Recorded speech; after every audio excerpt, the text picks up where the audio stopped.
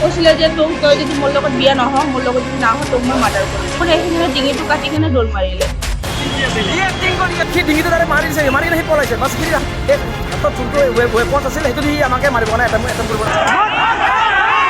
এটা ভয়ানক ঘটনা সংঘটিত হয় এইখন অসমত।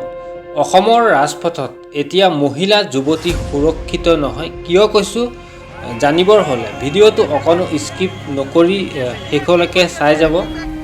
এজন ব্যক্তিয়ে উজ্জুল হক নামৰ, সেইবাবে কৈছোঁ অসমত এতিয়া মিয়াৰ সন্তাস বুলি সেইবাবেই কৈছোঁ। এজন ব্যক্তিয়ে উজ্জুল হক নামৰ ব্যক্তিজনে এগৰাকী মহিলাক চুৰিৰে আঘাত কৰে, বৃহৎ ভয়ানকভাৱে ডিঙিত আঘাত কৰে। এনে ঘটনা সংঘটিত হয় মহানগৰী ভেটাপাৰাত। এই ঘটনাটো সংঘটিত হয় সেইদিনা, আচলতে শুকুৰবাৰে সন্ধিয়া এই ঘটনাটো সংঘটিত কৰে উজ্জুল হক নামৰ ব্যক্তিজনে। কিয় আৰু কেলে মহিলাগৰাকীক চুৰিৰে আঘাত কৰে তাকে কৈ আছোঁ। ভিডিঅ'টো অকণো স্কিপ নকৰি শেষলৈকে চাই যাব আৰু ভিডিঅ'টো লাইক শ্বেয়াৰ কৰিবলৈ নাপাহৰিব। মহিলাগৰাকীক বিয়াৰ প্ৰস্তাৱ দিয়ে ব্যক্তিজনে, উজ্জুল হক নামৰ ব্যক্তিজনে বিয়াৰ প্ৰস্তাৱ দিয়ে।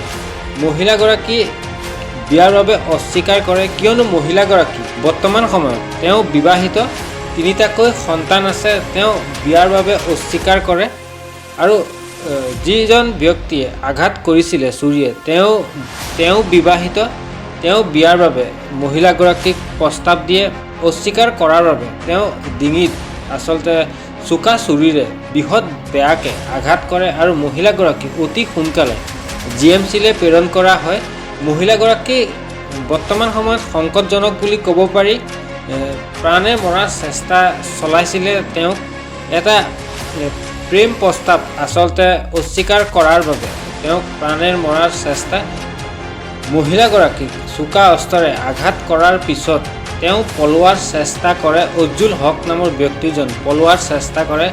যিসকলে প্ৰত্যক্ষদৰ্শী আছিলে মহিলাগৰাকীক চোকা অস্ত্ৰেৰে হানি কৰা দেখে, তেখেতলোকে ব্যক্তিজনৰ পিছে পিছে খেদি যায় আৰু তেখেতলোকৰ পিনেও চোকা অস্ত্ৰ দেখুৱাই প্ৰাণে মৰাৰ চেষ্টা কৰে। তথাপিও ৰাইজে তেওঁক যেনে তেনে ধৰি উত্তম মধ্যম দি প্ৰশাসনৰ হাতত চঞ্জাই দিয়ে আৰু এনে ঘটনা সংঘটিত হয়। আহি আছে সি ডিঙিটো তাৰে মাৰিছে, মাৰি কিনে সি পলাইছে। বাছ সি ভাবিছোঁ তাৰ পিছে পিছে মই খেদিছোঁ। যোনখিনি সি পলাইছে এনেকৈ খেদি মই ধৰিছোঁ আৰু লগত আমাৰ ষ্টাফ আছে যোনবিলাকে ধৰিছে। তাৰ সিয়াক ধৰিব নে যাওঁতে সি আকৌ আমাক উল্টাই সি হাৰ্ম কৰিব মানে সি হাতত যোনটো ৱেপন আছিল সেইটো দি আমাকে মাৰিব কাৰণে এটেম্প কৰিব।